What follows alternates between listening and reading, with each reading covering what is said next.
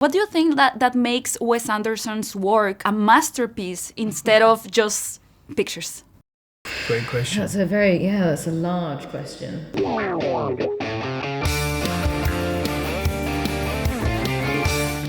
Why? It's been 6 years since our last meeting. I have my reasons. Which are what? My reasons? I'm not saying. I'm saying I'm not saying. Well, guys, congratulations. I had so much fun watching this film. Thank you so much for having me. Thank you. There's a line that really caught my attention in the movie that says, "Don't buy pictures, buy masterpieces." That's a good one. So I wanted to ask you, what do you think that makes Wes Anderson's work a masterpiece instead of just pictures?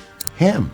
You know, I think everyone is different, and everyone's got their talents in different ways. He's got a talent that is like, it's unique. His whole team. Movies are not made completely alone. He's the engine, but he's got an incredible team. And then, you know, part of that team, we fall into that part of his team, all the actors. But I think he's able to, get the best out of everyone, you know, and I think we saw that. He's not only an artist, as a writer, and as a director, but he's also a leader.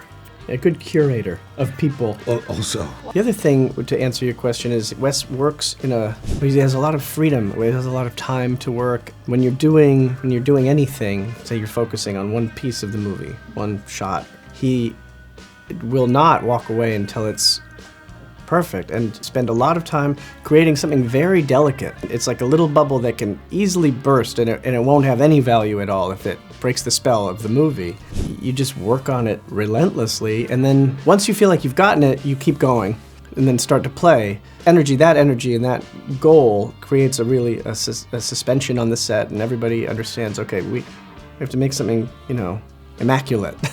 Great question. That's a large question. I think his uniqueness and the way that his brain works and the way that he sees things is just a testament to him as a creative individual. No one film that he does is the same. You know that it's one of his films. His style is recognizable and it's so beautiful, but it's incredibly unique and it's incredibly cared about and cared for, and it's completely all come out of his brain. And I think that could be something that you could qualify would make it a masterpiece. It's all come out of him. It's all come out of his brain.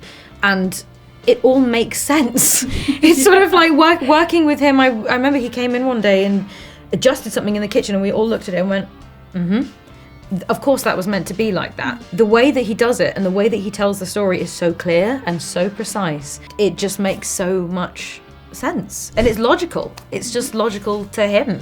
And it's real. And it works. And if it you works. have like a nun and then like criminals and then a rich man and then like a war guy and it's like they are all checking in the hotel at the same time and it makes sense. It's weird. It's weird but makes sense. To say when you say that it's myself, I feel very safe even after surviving like all the accidents in the world. And I think that as actors, you are also like survivors on set because you get to feel like really intense emotions, scene after scene after scene until it's perfect, like you mentioned. So when you feel that it's starting to become a little bit of mechanical, how do you work your way back to feel that genuine emotion again to bring to the character?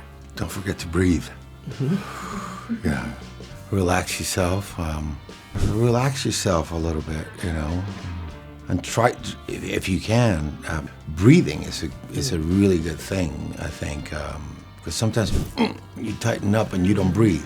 A lot of time, at least for me, on this movie, well, a lot of the time you're having a lot of fun, and even if you're doing it a lot of times, you know, as long as you're taking good physical care of yourself and you're like well fed and well rested, it doesn't feel like you're just beating a dead horse. It feels like you're continuing because you're finding new things and trying new things, and you're doing it, you're bouncing off of other people who are doing new things. And I think, you know, if it started to feel like stale and robotic, there would, we would all have to have a discussion, and something would be not going right. Because it never felt like that. To me, it was always like, if we do another take, you're kind of excited to have like another crack at it and try something else. And he doesn't have all the time in the world. This is an independent movie. He's got the clock. Yeah, Money is, that's right. Money is running. Yeah. Time and money. Time and money.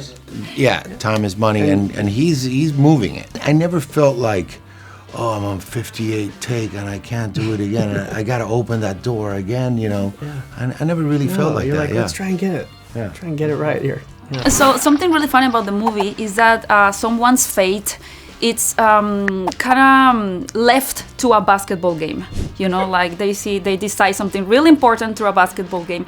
So I wanted to ask you, which is like the weirdest or most interesting thing that you have decided in a weird way?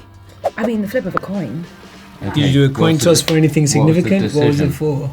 I've definitely done that a couple of times, but I don't know. It's sort of, you kind of surrender to things happening sometimes. I mean, I'm sure that we've all felt that when you send off an audition tape and go, right, it's in the ether now. Just trust the process and kind of see what happens, really. Time tells. You just kind of let the universe do what it wants. I think maybe all decisions require an element of faith. As in, if they're important enough, you probably don't know the outcome.